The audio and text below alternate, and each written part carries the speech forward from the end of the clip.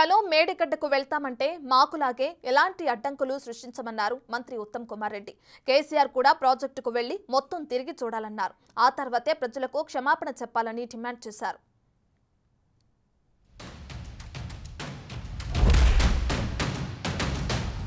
చలో మేడిగడ్డ అనే ప్రోగ్రాం ఏదైతే మేము తీసుకున్నామో మన మార్చి 1 నాడు ఉదయం 8:30కు మా పార్టీకి సంబంధించిన శాసనసభ్యులు అదేవిధంగా శాసన మండలి సభ్యులు గౌరవనీయులైన పార్లమెంట్ సభ్యులు మాజీ శాసనసభ్యులు మాజీ ఎంపీలు మాజీ ఎమ్మెల్సీలు ఇంకా ఇతర ముఖ్యులు దాదాపు ఒక 150 నుంచి 200 మందిమి ఇక్కడ నుంచి బయలుదేరిపోతాం. తెలంగాణ భవన్ నుంచి బయలుదేరి ఒక్క మేడిగడ్డ మాత్రమే కాదు, మొదటి రోజు మేడిగడ్డ పోతాం.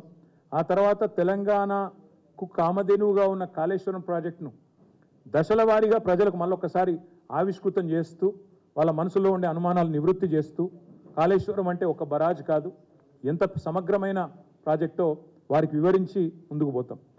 TRS party working president Kalvakuntla Taraka Rama Rao గారు చలో మేడిగడ్డనే పిలిపించిండు. వాళ్ళలాగా ఈ కాళేశ్వరం ప్రాజెక్టు, మేడిగడ్డ బ్యారేజు, ఆ పంప్ హౌజులు మేము ఏమీ నిషేధిత ప్రాంతంగా పెట్టడం లేదు.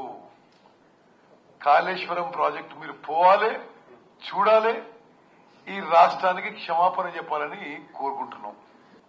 కానీ మీరందరూ ఏం చూస్తారా?